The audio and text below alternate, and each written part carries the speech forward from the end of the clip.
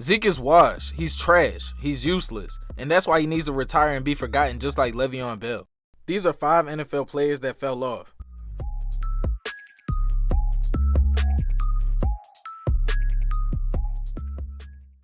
Now, before we get started, if you haven't done so already, go ahead and subscribe. And go in the comments and let me know who you think is going to win the Super Bowl this year. I want to see all of your picks in the comments, even though anyone with a brain is going to choose the Chiefs. We all know that Brock Purdy and the 49ers aren't good enough to beat the Chiefs. And if you're a Steelers fan, go to church, find God, and get a fucking life. And by the way, your girl's cheating on you with your coworker. Now everyone listen up. Y'all have to realize that everyone is going to get old. Nobody is going to be great forever.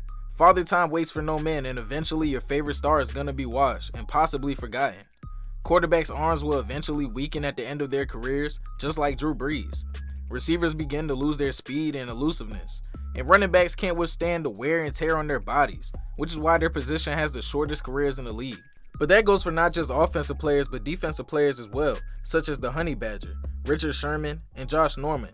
They were once stars in the league, but age caught up to them, and now they're washed. And it's only a matter of time until they officially retire. So in today's video, this list contains 5 players who I believe fell off. Number 1, Odell Beckham Jr. Y'all should know how Odell took the world by storm. If you didn't watch it live or haven't seen the video, you're simply not a football fan. He made the greatest catch in NFL history, and it's not even close. He made one-hand catches popular worldwide and had kids just like me practicing one-hand catches. I mean, every kid wanted to be Odell. He was everyone's wallpaper, they copied his dances, people even wore their hair just like him. Seemed like every day I would go on Instagram or YouTube and see a brand new edit of him. But things have changed. He's gotten older, less explosive, and can't dominate like he used to. We went from watching him score multiple touchdowns, have countless big plays a game, to just being happy to see him get one single catch. At least Odell got him a ring, and he could have gotten carried to another Super Bowl if Lamar Jackson and the Ravens didn't choke to Patrick Mahomes, Travis Kelce, or Jackson Mahomes' dumbass TikToks. Number 2, Derrick Henry. Derrick Henry came into this league in 2016 destined to be a star.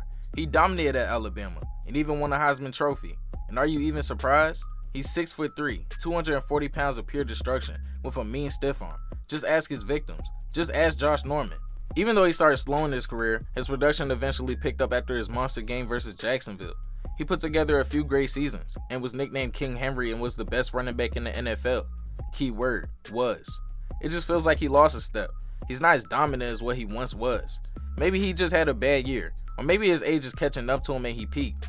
If that's the case, then his career was kind of disappointing, and I expected a lot more coming from him coming out of Alabama. He's just too big to be this trash. If he has another bad year, he's definitely getting traded. If you haven't noticed, lots of running backs who get traded never bounce back, such as Le'Veon Bell, Dalvin Cook, and Zeke. Speaking of Zeke, he comes in at number 3. Out of all the players on the list, Zeke is the most disappointing. He had a lot of potential and raw talent, and he wasted it. His future was bright, but I believe he let the hype, the fame, and the money get to him. Jerry Jones fucked up by giving Zeke all that money that he didn't even earn. Made Zeke feel like he was untouchable, unreplaceable, and untradeable. But clearly, that wasn't the case. Because Jerry Jones got his ass gone, and the same thing needs to happen to Dak and Mike McCarthy. Just saying. But just look at Zeke now. He got traded to a sorry Patriots team who has no chance of winning the division that they dominated for years. It's a perfect place for him to fade and be forgotten. Eventually Zeke will be traded and we won't even notice or care. Number 4, Cam Newton. I know you all see Cam Newton as an attention seeker, someone who still thinks he's Superman, someone who lost a step and should really consider retirement. And honestly, I feel the same. Cam Newton isn't who he used to be, and he never will be. He was a star at Carolina and even turned the franchise around, but I just feel like he got big-headed at the worst time possible. He was traded and given another shot by a not-so-bad Patriots team who were looking to rebuild. So you would think that he would understand that he had to make the best out of this opportunity, since he was getting old and headed towards the end of his career. But nope, he didn't. And now he's a free agent, going on social media and name-dropping players that he claims that he's better than, but at the end of the day, they still have a job and he doesn't.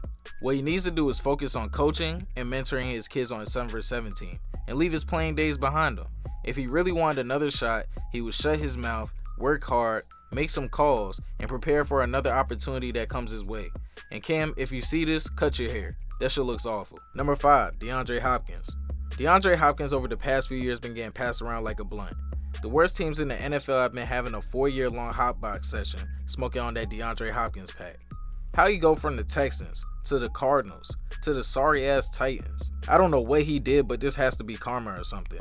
I can't tell if he's washed or his quarterbacks just aren't good enough to get him the ball.